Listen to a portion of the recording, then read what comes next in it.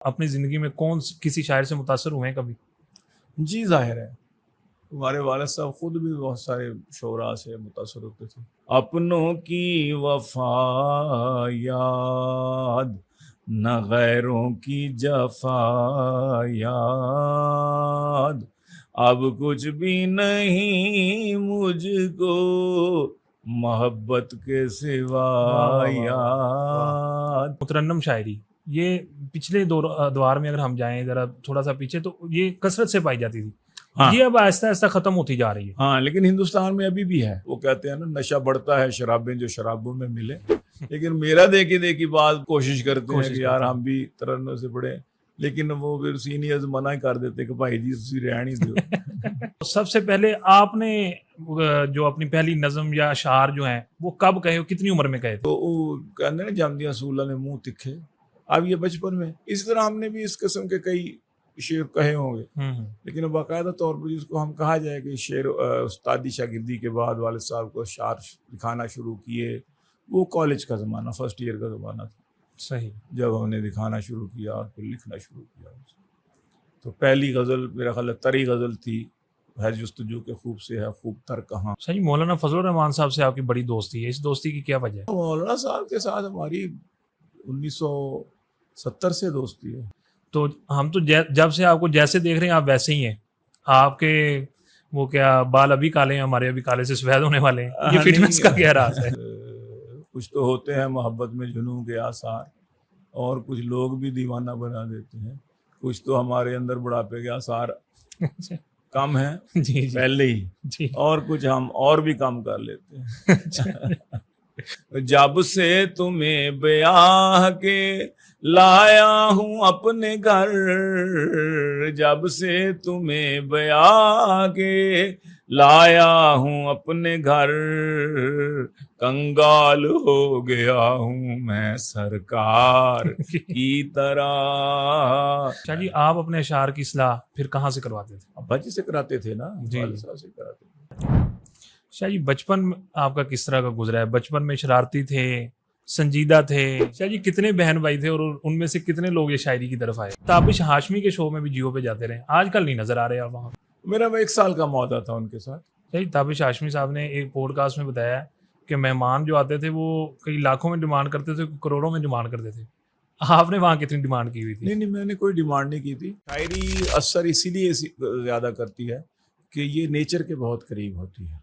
بسم اللہ الرحمن الرحیم. السلام علیکم ناظرین، میرا نام ہے عمر بن عبدالعزیز اور آپ دیکھ رہے ہیں عمر بن عبدالعزیز پوڈ کاسٹ.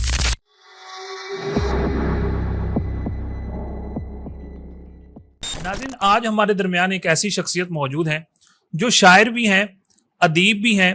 شاعری میں قدم رکھا تو اس کو اوج تک پہنچایا، نثر کی جانب بڑھے تو تمام لوگوں کو اپنا گرویدہ بنایا. شاعری اور اس پر مزاحیہ شاعری اور پھر اس کے اوپر ترنم کا تڑکا. جی ناظرین، آپ بالکل قریب پہنچ چکے ہیں. نوجوانوں کے دلوں کی دھڑکن ہے. مزاحیہ شاعری بھی کرتے ہیں، سنجیدہ شاعری بھی کرتے ہیں.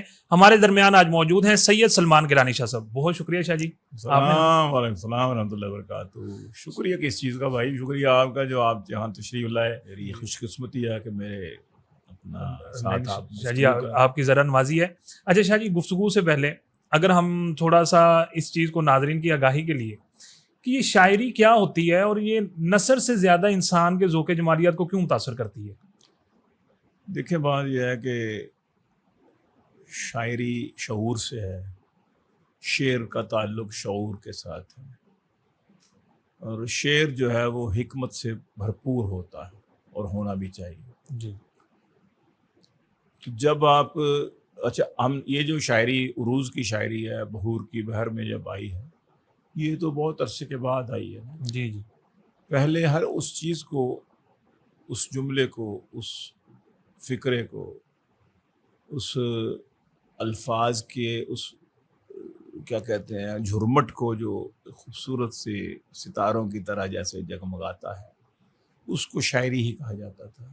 جو مقفع و مسجع الفاظ استعمال کرتے تھے، اوزان میں نہیں ہوتے تھے، لیکن کہا جاتا تھا کہ یہ شاعری ہے، آپ تو شاعری کر رہے ہیں. شاعری اور شاعری لفظ ملتے جلتے بھی ہیں. جی.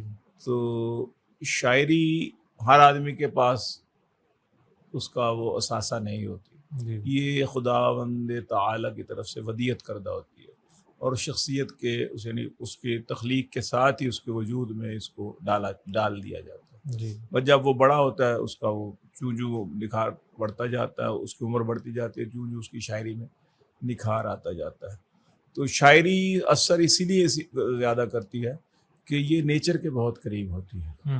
آپ شاعر نہیں بھی، لیکن آپ کو خوبصورت چیزیں آپ کو پسند آئیں گی، شاخ پہ بلبل بیٹھا ہوا پسند آئے گا، گلاب پھولوں کے درمیان میں گلاب کھلا ہوا یہ خوبصورت لگے گا، ندی کا جھرنا آپ کو اچھا لگے گا، جھرنے کے وہ پانی اچھا لگے گا، اس کو آپ کو شور اچھا لگے گا، اس کی موسیقی اچھی لگے گی۔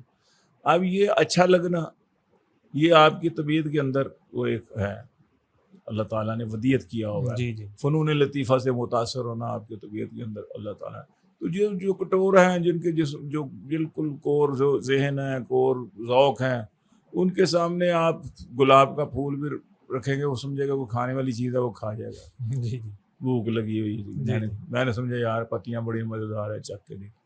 لیکن جس کی طبیعت میں نیچر کے ساتھ وہ ایک خاص رغبت ہوگی، اس کو سونگھے گا، اس کی رنگت کو پسند کرے گا، اس کے اندر خیالات کے اندر ایک دم ایک وہ کیا کہتے ہیں انبساط اور انشراح پیدا ہو جائے۔ جی جی تو شاعری بھی اسی طرح نہیں ایک قدرت کا ایک ودیعت کردہ ایک تحفہ ہے جو ہر آدمی کو نصیب نہیں ہے، لیکن جس کو نصیب ہے وہ موجوں کر رہا ہے ماشاءاللہ۔ اچھا شاہ جی، آپ نے بتایا کہ شاعری جو ہوتی ہے یہ اللہ تعالیٰ کی طرف سے یہ خدا داد ہوتی ہے، تو سب سے پہلے آپ نے جو اپنی پہلی نظم یا اشعار جو ہیں وہ کب کہے، کتنی عمر میں کہے تھے؟ نئی شاعری کا تعلق عمر سے میں نے بتایا نا کہ ہے ہی نہیں۔ جی جی کہ جب آپ شعور کی آنکھ کھولتے ہیں تو آپ کو ہر چیز میں سے اگر آپ کے اندر شاعری ہے تو آپ اس میں سے نکالیں گے شاعری، آپ اس کو اپنے الفاظ میں ادا کرنے کی کوشش کریں گے۔ میں نے جیسے پہلے بتایا کہ شاعری وہی شاعری ہے۔ جی جی جب ایک آدمی گر رہا ہے، زمین پہ گر جاتا ہے اور اس کی بیوی اس کے ساتھ جلتی ہے، وہ ایک دم فرط جذبات سے اس کی چوٹ کو دیکھتے ہوئے ہائے صدقے کہہ کے مر جاؤں، میں ہائے میں مر جاؤں، اس کے اوپر لیٹ جائے جی جی اور اس کو اٹھائے، اور اس کی ٹانگ کو چوٹ لگی ہے تو اپنا دوپٹہ اتار کے یا اپنی چادر اس کو بھی بے حجاب ہو کے وہ فوراً اس جذبات کی مغلوب ہو کے فوراً اس کے اوپر پٹی کر دیتی ہے، اپنی چادر پھاڑ کے باندھ دیتی ہے۔ تو دیکھنے والے کچھ ہنس رہے ہوتے ہیں، جی جی کچھ عورت کا مذاق اڑا رہے ہیں اور کچھ رو رہے ہوتے ہیں اس جذبے کی شدت کو محسوس کرتے ہوئے کہ یہ ہے محبت، یہ ہے جذبہ۔ تو اب تینوں کیفیات کو آپ نے اندازہ لگایا کہ مختلف لوگوں کے مختلف طبیعتوں کے حوالے سے وہ، لیکن جو شخص رو رہا ہے نا اصل میں وہ ہے انسان، اور وہ ہے وہ جس کے اندر وہ جذبہ ہے، وہ اپنے الفاظ کو جو اشک اس کو آئے ان کو اپنے الفاظ میں ڈالے گا یا اپنی تصویر میں جی جی اس کو منعکس کرے گا۔ جی جی کہ یہ ہر آدمی کے اندر ہے ہی نہیں۔ تو اس طرح ہم جب چھوٹے تھے تو ان چھوٹی چھوٹی چیزوں کو محسوس کرتے تھے۔ جی جو عام دوست ہمارے عام ساتھی جو دوست لوگ بچے ہوتے تھے وہ نہیں ان کو ان چیزوں کو محسوس کرتے تھے، وہ کہتے تھے یار آپ کیوں رو رہے ہو، کیا ہوا، یار وہ دیکھو۔ تو گاڑی آتی ہے گاڑی جاتی ہے، گاڑی جاتی ہے گاڑی آتی ہے، اس قسم کے شعر و شاعری ہم نے بچپن سے شروع کر دی۔ اب اس کو آپ شاعری تو نہیں کہیں گے، لیکن بہرحال ہم گھر کے اندر بہن بھائی آپس میں مصرعے اٹھایا کرتے تھے ایک دوسرے کے ساتھ، کسی نے بول دینا تو اس کو کہنا یار یہ تو موضوع ہو گیا۔ تو مجھے یاد آ جاتا ہے کہ دو بچے بیڈمنٹن کھیل رہے ہیں، ایک چڑیا آتی ہے شٹل ہوتی ہے جو اس کو مارتا ہے اپنا وہ کیا ریکٹ، تو ساتھ ہی کہتا ہے کہ آج گلشن میں کیا مزہ ہوگا۔ دوسری طرف سے اس کا بھائی جو ہے وہ مارتا ہے اس کو شٹل کو ریکٹ اور کہتا ہے کہ می برستا ہے گل کھلا ہوگا۔ پھر وہ اس طرح سے چڑیا کو یوں کر کے مار کے کہتا ہے کہ گل سے آتی ہے بھوک بابوں کی، وہ ادھر سے مار کے کہتا ہے کسی بلبل کا دل جلا ہوگا۔ اب یہ دو بچے 8-9 سال کے ہیں، بیڈمنٹن کھیل رہے ہیں، ہلکی ہلکی پھوار پڑنی شروع ہو گئی، اب بادل آئے پہاڑ پڑنی شروع ہو گئی، تو یہ ساتھ ساتھ کھیل رہے ہیں اور ساتھ ساتھ یہ چل رہے ہیں۔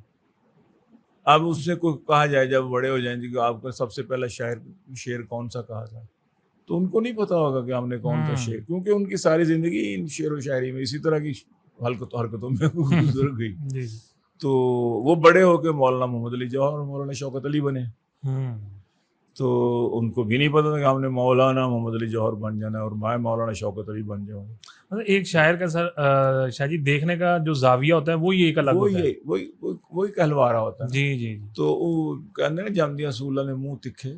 اب یہ بچپن میں اسی طرح ہم نے بھی اس قسم کے کئی شعر کہے ہوں گے، لیکن باقاعدہ طور پر جس کو ہم کہا جائے کہ شعر استادی شاگردی کے بعد والد صاحب کو اشعار دکھانا شروع کیے، وہ کالج کا زمانہ، فرسٹ ایئر کا زمانہ تھا. صحیح. جب ہم نے دکھانا شروع کیا اور پھر لکھنا شروع کیا. تو پہلی غزل میرا خیال ہے تری غزل تھی، ہے جستجو کے خوب سے ہے خوب تر کہاں، مولانا حالی کا مرحوم کا. یہ کون سا سال ہوگا؟ 1969 کی بات، 1969 فرسٹ ایئر. تو وہ مجھے باقاعدہ غزل مطلب ہے کہ جس کو کہا جاتا ہے کہ شاہ جی آپ اپنے اشعار کی اصلاح پھر کہاں سے کرواتے تھے؟ ابا جی سے کراتے تھے نا، والد صاحب سے کراتے تھے.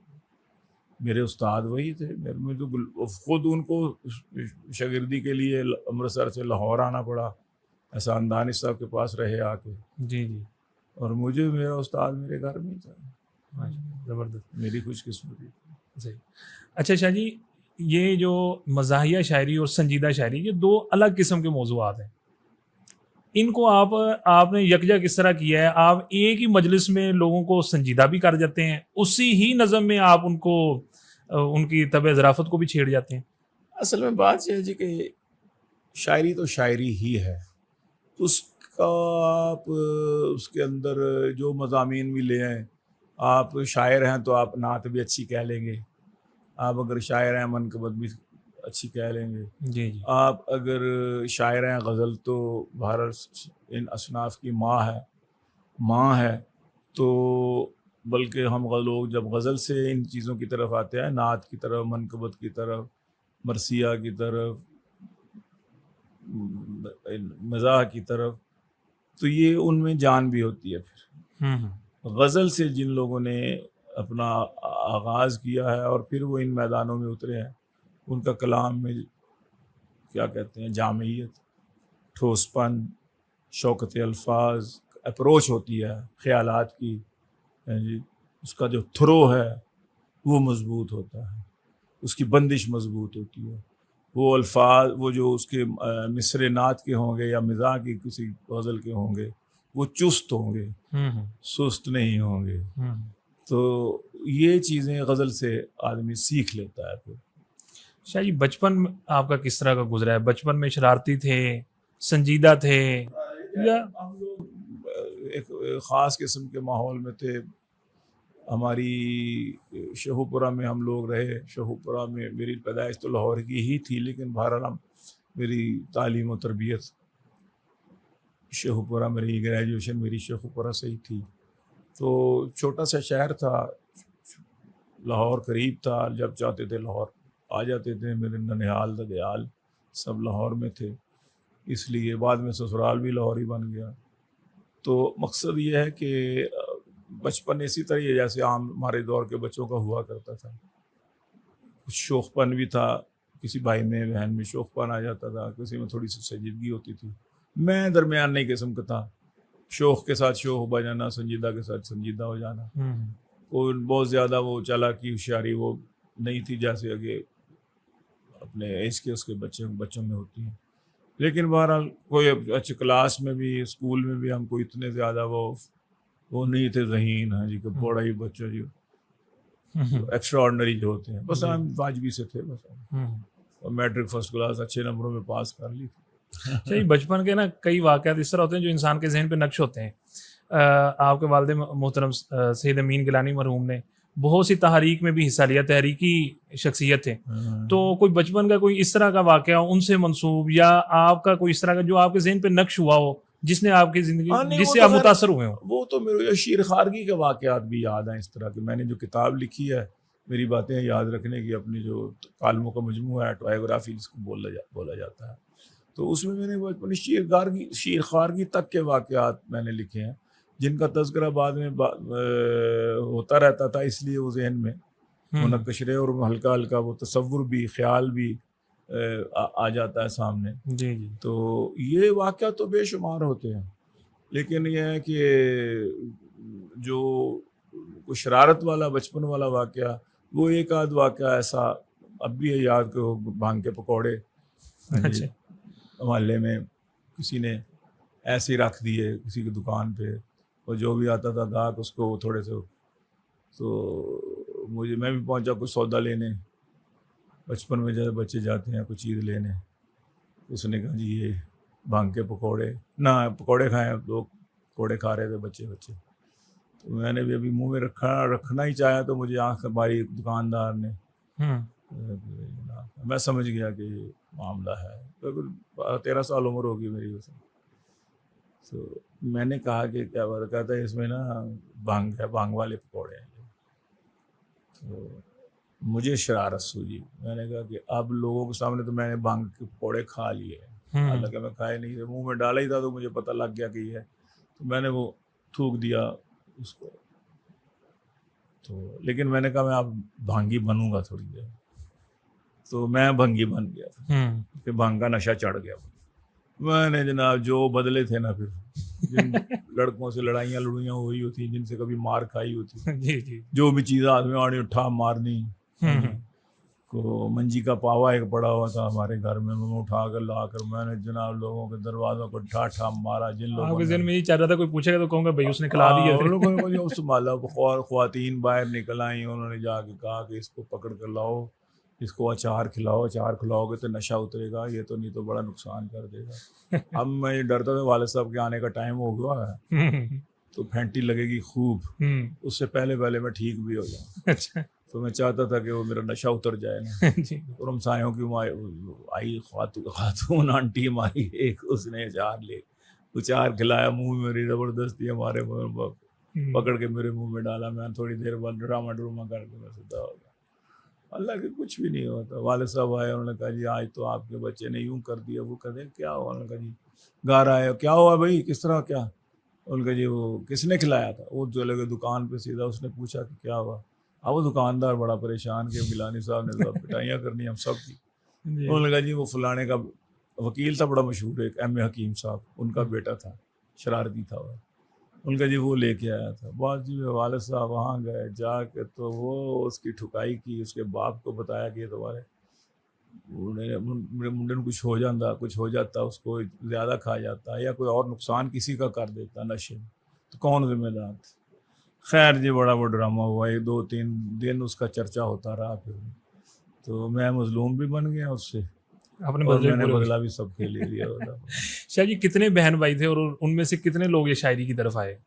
ہم 5 بھائی 4 بہنیں جی. اور شاعر تقریباً ہم 3 بھائی اور 1 بہن. اچھا. یہ شعر و شاعری کی طرف آئے ہیں. مجھ سے 2 چھوٹے جو ہیں وہ کر لیتے ہیں، شاعری کر لیتے ہیں. صحیح. بلکہ ہم آپس میں مشورہ بھی کر لیتے ہیں شعر و شاعری، جب کوئی نئی چیز لکھتے ہیں دکھاتے ہیں. جی جی. تو چھوٹا بھائی خصوصاً میرے، حالانکہ وہ باقاعدہ شاعری نہیں کرتا، لیکن وہ بڑے اچھے مشورے دیتا ہے وہ کہ بھائی یعنی اس مصرے کو اگر یوں کر لیا جائے، یا اس مصرے کے میں یہ لفظ ہے اس کی جگہ یہ کر لیا جائے تو زیادہ مناسب ہو جائے. جی جی. مجھے اگر مشورہ اچھا لگے تو میں لے بھی لیتا ہوں. شاہ جی استاذ اور والد کی حیثیت سے سید امین گیلانی شاہ صاحب تو آپ کے لیے ایسے شاعر ضرور ہیں جن سے آپ متاثر ہیں. ان کے علاوہ اپنی زندگی میں کسی شاعر سے متاثر ہوئے ہیں کبھی؟ جی ظاہر ہے، ہمارے والد صاحب خود بھی بہت سارے شعراء سے متاثر ہوتے تھے. تو جگر مراد آبادی سے متاثر تھے. جی جی. اور ان کا ترنم ان کو بہت پسند تھا. اور والد صاحب کے ترنم میں بھی وہی انداز تھا. جی جی جی. تھوڑی بہت چینج کر لیتے تھے، لیکن زیادہ تر وہ انہی کے انداز میں. جیسے مثلا جگر کا مشہور ان دنوں میں ترنم تھا کہ اپنوں کی وفا یاد، نہ غیروں کی جفا یاد، اب کچھ بھی نہیں مجھ کو محبت کے سوا یاد. یہ جگر کا مشہور ایک ترنم تھا. اور اسی اب شعر پتہ نہیں پورے کا پورا ان کا ہے یا والد صاحب کا، کیونکہ انہوں نے بھی پھر اس پہ اس تضمین کی تھی. جی جی تو یہ ان کا مشہور. تو والد صاحب بھی اکثر اس بحر میں اسی طرف سے پڑھا کرتے تھے. تو بلکہ جب جگر کا ہم نے کہیں سے کلپ ملا تو ہم نے کہا اوہ، تو پھر ہم نے والد صاحب سے پوچھا کہ یہ تو آپ کا جو ترنم ہے وہ تو جگر سے متاثر ہوا ہوگا. کہتے ہیں ہاں بالکل، جگر میرا آئیڈیل تھے. جگر سے میں نے جگر کے مشاعروں میں میں نے پڑھا ہے، جگر کی صدارت میں نے پڑھا. بلکہ ایک دفعہ جگر کے بعد بھی پڑھنا پڑ گیا، لیٹ ہو گئی تھی ٹرین اور میں بعد میں دیر سے پہنچا تو جگر پڑھ رہے تھے. تو مجھے یہ اعزاز حاصل لگا کہ جگر کے بعد میں نے کلام سنایا جگر کی اجازت سے. تو ہمارے دور میں جب ہمارا بچپن تھا تو عبدالحمید عدم، سیف الدین سیف، یہ طفیل ہوشیارپوری، احمد ندیم قاسمی، یہ ہم سے مطلب ہے کہ جب ہم مشاعروں میں جاتے تھے تو یہ بڑے شاعر کہلائے جاتے تھے. فراز بعد میں آئے ہیں. صحیح. شاہ جی یہ شاعری جو ہے مترنم شاعری، یہ پچھلے ادوار میں اگر ہم جائیں ذرا تھوڑا سا پیچھے تو یہ کثرت سے پائی جاتی تھی. یہ اب آہستہ آہستہ ختم ہوتی جا رہی ہے. ہاں لیکن ہندوستان میں ابھی بھی ہے. صحیح. انڈیا میں یعنی ترنم سے جو پڑھنے والے شعراء ہیں ان کا زیادہ، لیکن یہاں پر چونکہ شاعری زیادہ مضبوط ہو گئی، پاکستان میں شعراء زیادہ اچھے نکل آئے، تو ترنم کا سہارے کی ضرورت نہیں محسوس کی انہوں نے. وہ کہتے ہیں جی کہ ترنم کا سہارا وہ لوگ لیتے ہیں جن کا شعر کمزور ہوتا ہے، اور مشاعروں میں پڑھنے کے لیے ترنم جو ہے نا وہ استعمال کرتے ہیں. جی آپ کے تو اشعار ماشاءاللہ مضبوط ہوتے ہیں. نہیں وہ الگ بات ہے، کسی کو اللہ پاک یہ توفیق دے دے کہ اس کو ترنم کی ضرورت نہ ہو. جی جی. اور لیکن وہ پھر بھی ترنم سے پڑھے. وہ کہتے ہیں نا نشہ بڑھتا ہے شرابیں جو شرابوں میں ملے. تو ظاہر ہے کہ اگر آپ کا شعر بھی اچھا ہے، جی کوئی اس میں سقم نہیں ہے، آپ کی شاعری جاندار ہے اور وہ تأثر سے بھرپور ہے، تو پھر آپ اوپر سے ترنم سے پڑھتے ہیں، اور ترنم بھی آپ کا جاندار ہے، بے ڈھبا نہیں ہے، بے ڈھنگا نہیں ہے. جی. آپ کے گلے میں سوز ہے، ساز ہے، پھر تو ٹھیک ہے، پڑھیں آپ. اب مزاح میں پاکستان کے اندر ترنم سے پڑھنے والا مزاح میرے علاوہ کوئی نہیں ہے. جی جی جی. لیکن میرا دیکھی بات کوشش کرتے ہیں کہ یار ہم بھی ترنم سے پڑھیں، لیکن وہ پھر سینئرز منع کر دیتے کہ بھائی جی تسی رہن ہی دو، ٹھیک آپ ویسے ہی سنائیں. جی جی. شاہ جی یہ شوبز کی ہم جب کبھی تو لفظ سنانا چاہیں تو کہتے ہیں نہیں آپ نے ترنم سے. اچھا شاہ جی دیکھنے میں یہ آتا ہے کہ شوبز کی انڈسٹری میں زیادہ تر لوگ جو ہیں وہ یہ داڑھی ٹوپی سے خائف اور ذرا دور دور رہتے ہیں، لیکن آپ کو تو ہم نے دیکھا پاکستان کے سبھی بڑے بڑے ٹی وی چینلز پہ آپ گئے، تابش ہاشمی کے شو میں بھی جیو پہ جاتے رہے، آج کل نہیں نظر آ رہے آپ وہاں پہ. میرا 1 سال کا معاہدہ تھا ان کے ساتھ. وہ میرے پاس آئے تھے ان کے سینئر پروڈیوسر اور ان کے 1-2 ساتھی اور بھی جیو سے. ان کا کہ ہمارا ارادہ یہ ہے کہ ہم اس میں ایک سیگمنٹ شعر و شاعری کا رکھیں جو حالات حاضرہ کے حوالے سے 3-4 منٹ کی شاعری ہو. جی جی. وہ ایک سیگمنٹ آپ کا الگ ہوگا. تو میں نے کچھ شرائط کے ساتھ ان کے ساتھ ہاں کر لی تھی، حامی بھر لی تھی. تو وہ سال کا ہوتا ہے. تو 1 سال میں نے ان کے ساتھ کیا. تو اس کے بعد ان کی کچھ تو اور ڈیمانڈس تھیں کہ میری کچھ شرائط تھی کہ یار وہ جو سلیو لیس لڑکیاں آ کے میرے ساتھ بیٹھ جاتی ہیں یا کوئی اس طرح کا ہوتا ہے نا، تو میری ذرا شخصیت پر نا تھوڑا سا وہ ہوتا ہے. دوست بھی اعتراض کرتے ہیں، دوسرا میں خود بھی حجاب سا محسوس کرتا ہوں کہ میں کس طرح. تو کم از کم میری انٹری اس وقت کیا کریں جب کوئی ایسی خاتون نہ ہو آپ کی مہمان. جی جی. تو کچھ دوسرا وہ ان دنوں میں نا تابش ہاشمی صاحب کے کوئی 1-2 کلپ جو تھے نا ایسے وائرل ہوئے جس میں وہ زمانیان کچھ اس کے کو باتیں آئیں، گفتگو کرتے ہیں. تو مجھے محسوس ہوا کہ یہ لوگ مجھے بھی اس میں وہ لا رہے ہیں کہ جی وہ بھی تو وہاں بیٹھے ہوتے. جی جی جی. تو پھر میں نے کہا کہ جی دوسری دفعہ یہ کا جو تھا وہ پھر آگے نہیں، میں نے اگریمنٹ نہیں کیا. صحیح. تابش ہاشمی صاحب نے ایک پوڈ کاسٹ میں بتایا کہ مہمان جو آتے تھے وہ کئی لاکھوں میں ڈیمانڈ کرتے تھے، کروڑوں میں ڈیمانڈ کرتے تھے، آپ نے وہاں کتنی ڈیمانڈ کی ہوئی تھی؟ نہیں میں نے کوئی ڈیمانڈ نہیں کی تھی. جو ایگریمنٹ میں طے ہوا تھا کہ یہ ہم آپ کو دیں گے, میں نے کہا جی ٹھیک ہے. بلکہ مجھ سے انہوں نے پوچھا کیا لیں گے, میں کہا جی اتنا کم از کم ہو جائے, کیونکہ مجھے آپ کی پابندی کرنی پڑے گی نا. میرے اپنے جو پروگرامز ہوتے ہیں جہاں میں نے جانا, میرا روزگار اور کوئی ہے نہیں. جی جی جی. کوئی میری کو ملے نہیں ہے, کوئی بلڈنگز نہیں ہے, کوئی میرے کرائے آتے ہوں گے, میری کو زمین ہوگی نہیں. میں نے تو یہی ہے,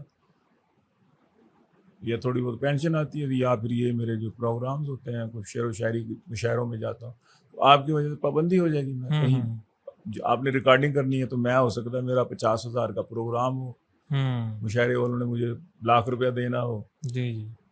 تو اس لیے مجھے معقول وہاں نہ مل جائے تو ٹھیک ہے, تو وہ میں اس پر رہا اور وہ دیتے رہے, بس ٹھیک ہو گیا. شاہ جی, عام طور پر جو نئے شعراء ہوتے ہیں, اچھا بعض اوقات اچھا شعر کہنے والے بھی, ان میں ایک احساس محرومی ہوتا ہے کہ جی پاکستان میں بہت زیادہ پہلی شعراء ہیں, ہم نے آگے آ کے کیا کرنا ہے.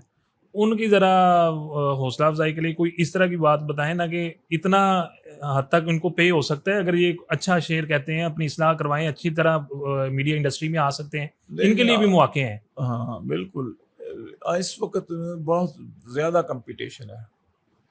سنجیدہ شاعروں میں تو بڑا مسئلہ ہے, جب تک آپ کسی گروپ کے ساتھ وابستہ نہیں ہو جاتے, ادبی گروپ کے ساتھ. جی جی. تو اور ادبی گروپ بھی وہ گروپ ہو جو ان ہو, ہمارے اداروں کے ساتھ اچھی اس کی الیک سلیک ہو. صحیح ہے. تو وہ کچھ بہتر رہ جاتے ہیں. ہاں اندر صلاحیت اپنی بھی ہو, محض یہ نہ ہو کہ میرا وہ فلانا دوست ہے. جی جی جی. اس گروپ کا جو سرگنا ہے, دوست صاحب آپ تو ایک جگہ پہ آپ کو پہنچا سکتے ہیں, وہاں پہ اپنی جگہ آپ لوگوں نے اپنے ٹیلنٹ پہ ہی بنانا ہے. اسی طرح میری کوشش ہوتی تھی کہ چینلز پر میں نے بہت سارے نوجوانوں کو, یہ احمد سعید جو آج کل بڑا چل رہا ہے, جی جی, اس کو میں نے اور ایک آدھ دوست اور نے بھی اس کو پروموٹ کیا, سفارش کی اس کی کہ اس کو پڑھوائیں. صحیح. پھر ہم نے اس کی رہنمائی کی کہ اس طرح پڑھنے میں ذرا تھوڑا سا نا جان پیدا کرو. پرفارمنس, آج کل مشاعرہ صرف شاعری کا نام نہیں ہے, پرفارمنس کا بھی نام. پرفارمنس کا, آپ پرفارم بھی کریں شاعری کو تو پھر آپ چلیں گے آگے.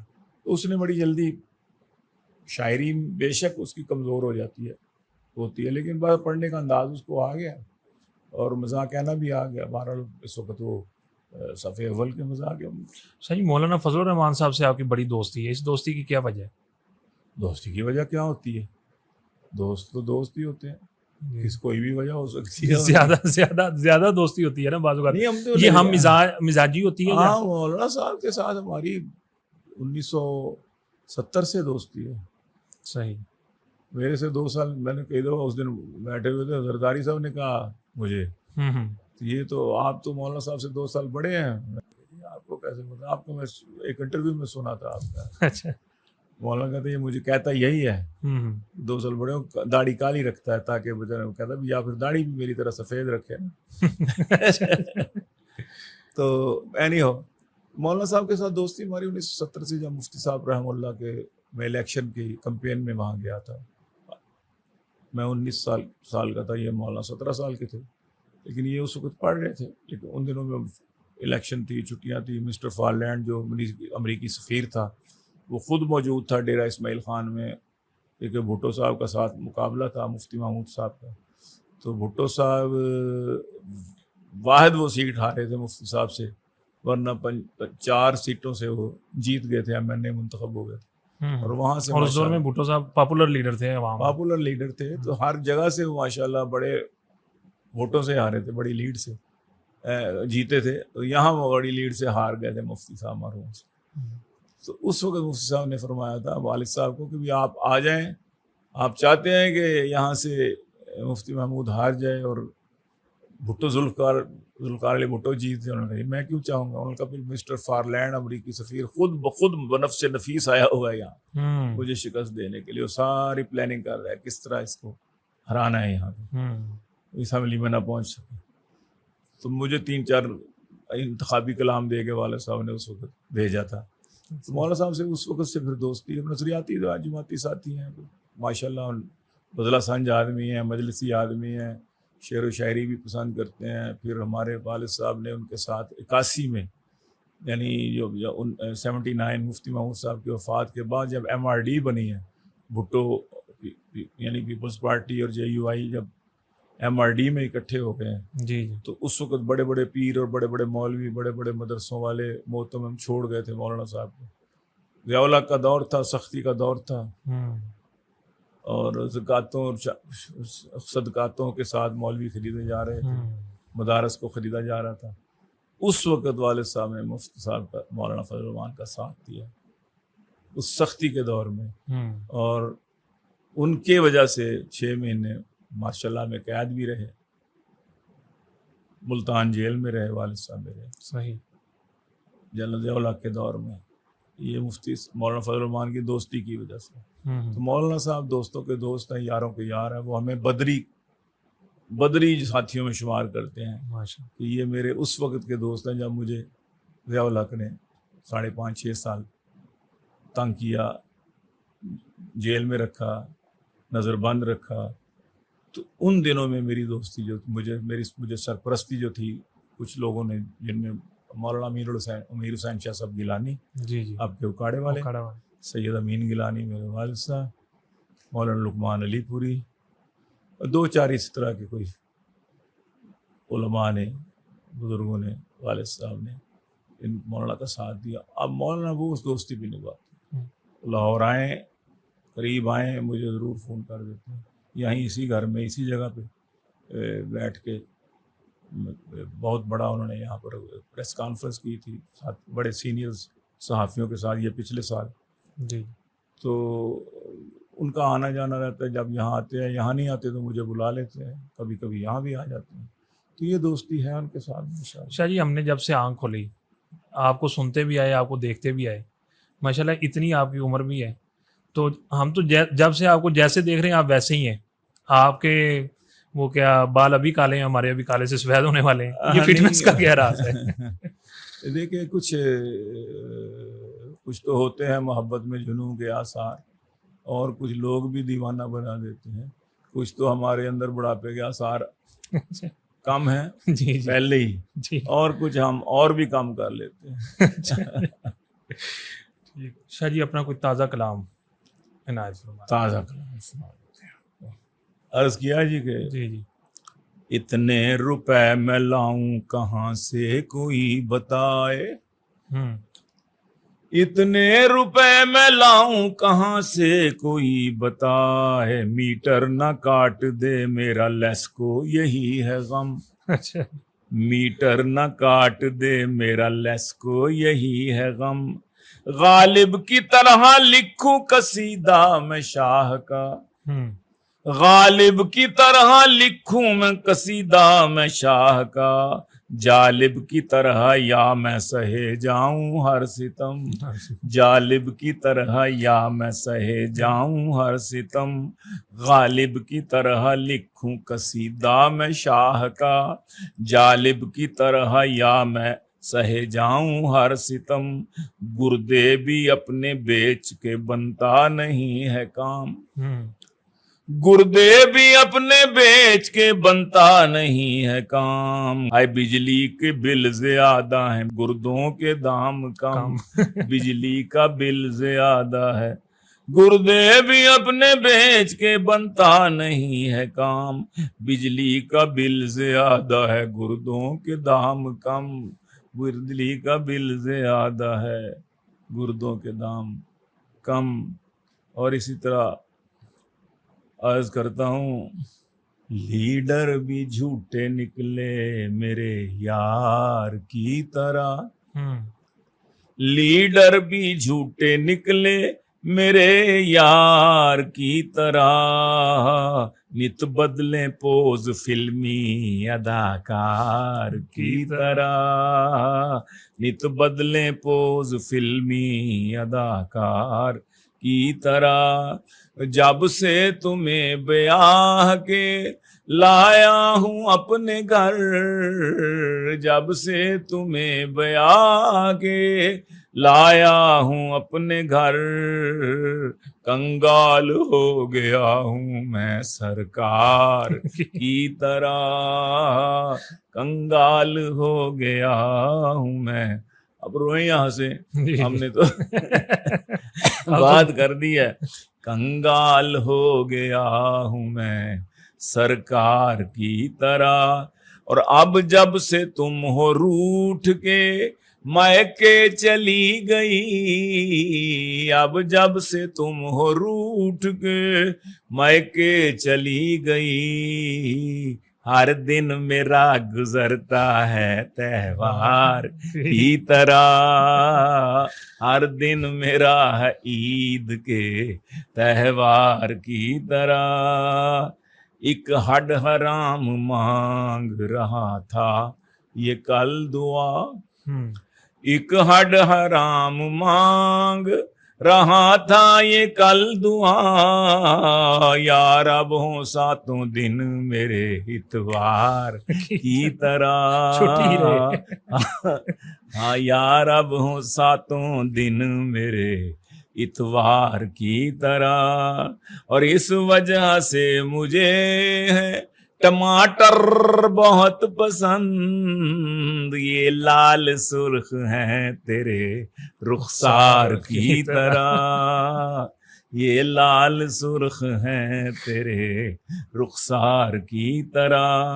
اور سلمان کھیلنے کے لیے دل اسے دیا، گیلانی کھیلنے کے لیے دل اسے دیا، وہ خوچا کھا گیا اسے نسوار کی طرح، وہ خوچا کھا گیا اسے نسوار کی شاہ جی طرح. مزاحیہ شعروں میں آپ کے اب تک جو زیادہ مقبول ہیں ان میں سے کوئی ایک دو؟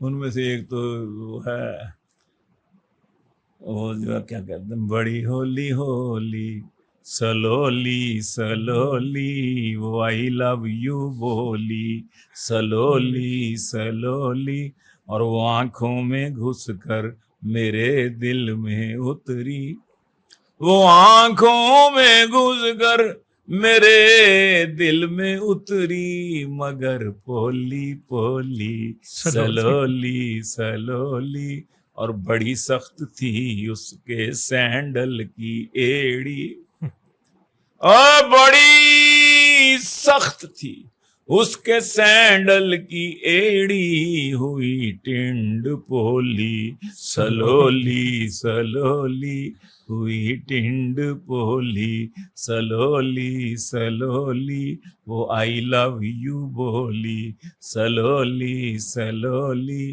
ہوئی جیب خالی ایک ایک کر کے کس کی، ہوئی جیب خالی ایک ایک کر کے کس کی، حسینوں کی ٹولی سلولی سلولی، حسینوں کی اور کوئکلی کوئکلی گری سر سے جوئیں، کوئکلی کوئکلی کوئکلی کوئکلی گری سر سے جوئیں، جو زلف اس نے کھولی سلولی سلولی، اور مزہ آ گیا سن کے گیلانی تجھ سے غزل یہ مخولی سلولی سلولی، بڑی ہولی ہولی.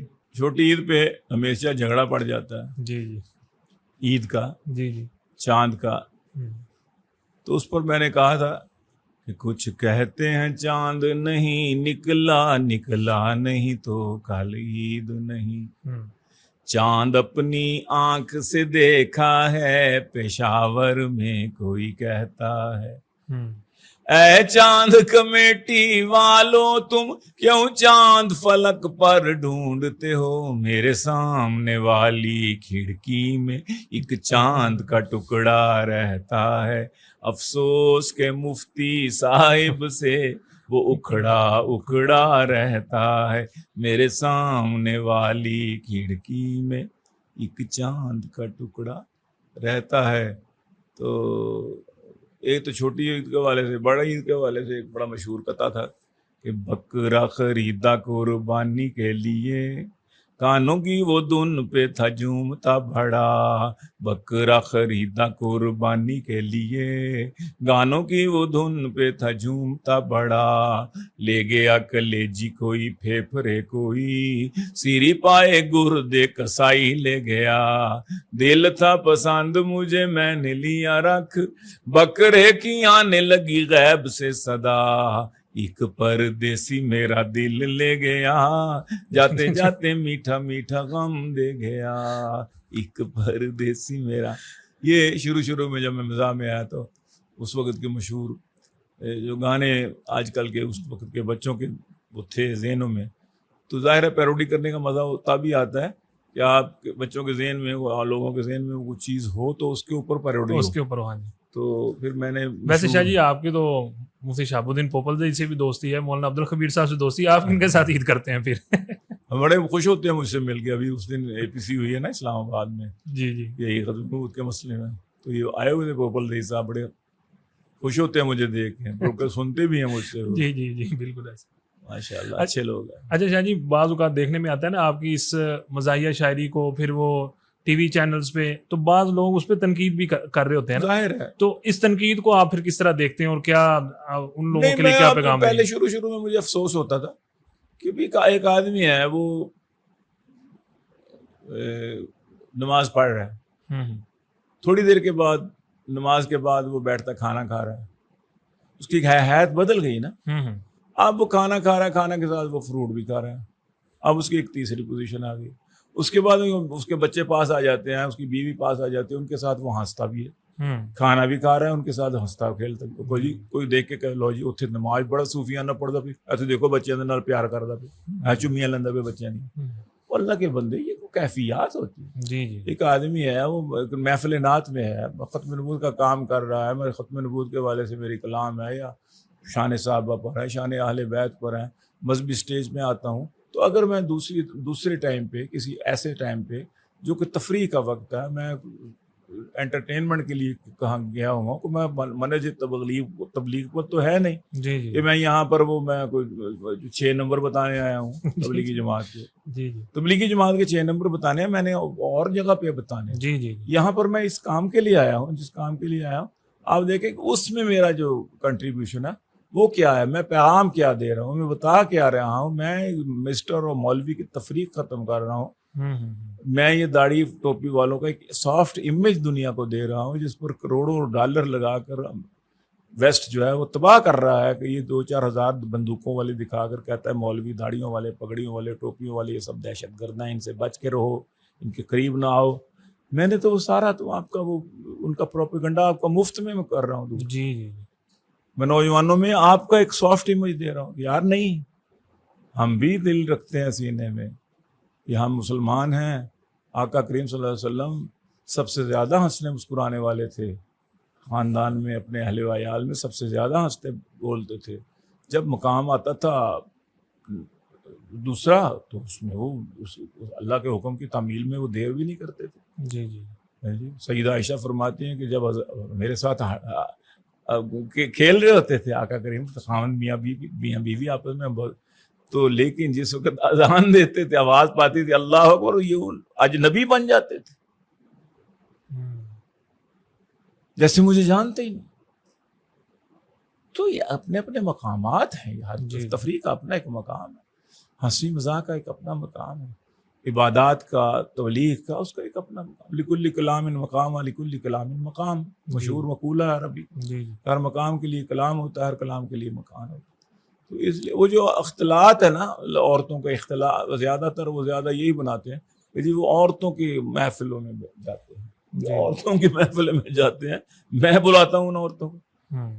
سوال تو یہ ہے کہ جب آپ عمرے پہ جا رہے ہیں، حج پہ جا رہے ہیں، راستے میں جہاز میں بیٹھتے ہیں، اب وہ عورتیں میں نے رکھی ہوئی ہیں جو آپ کو پانی پلاتی ہیں، آپ کے لیے کھانے لے کے آتی ہیں، آپ کے ساتھ ہنس ہنس کے باتیں کرتی ہیں، اور آپ ان سے ہنس ہنس کے باتیں کرتے ہو. احرام بھی باندھا اور یہ حال ہے کڑیے ذرا پانی دے لے آ گئے جی، وہ میں نے رکھی ہوئی ہیں.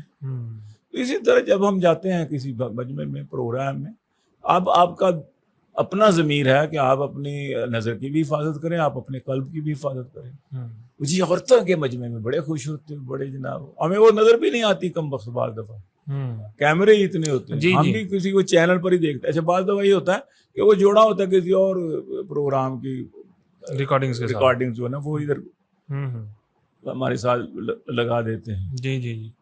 اور بعض اوقات شاہ جی اس طرح ہوتا ہے ایک ہی پروگرام کی مختلف ریکارڈنگز ہوتی ہیں, جس مقام جس سیگمنٹ میں آپ ہوتے ہیں اس میں نہیں ہوتی, وہ بعد والے ہوتے ہیں, وہ سمجھتے ہیں کہ یہ پورے 45 منٹ پاس ہی تھے, ادھر ہی تھے. جی ہاں, ایسا نہیں ہوتا. تو اس لیے یہ پہلے شروع میں ہوتا, پھر میں نے کہا نہیں یار یہ خشک صوفی ہوں یا یہ لوگ ہوں دوسرے جو ہے ملحدین ہوں, جی جی, ان جو اعتراض کرنے والے ہیں نا جی جی, زیادہ تر بدعقیدہ لوگ ہی دیکھے. میں کبھی ان کی پروفائل چیک کی نا میں نے, جنہوں نے مجھے پر کمنٹ کیے ہوتے برے, تو میں نے دیکھا زیادہ تر بدعقیدہ لوگ ہوتے تھے. اوہو, میں نے کہا یہ تو کوئی مسئلہ ہی نہیں. جی جی جی, یہ تو وہ لوگ ہیں وہی ہیں جو جن کو میں کسی طور پر بھی پسند نہیں آؤں گا. جی جی جی.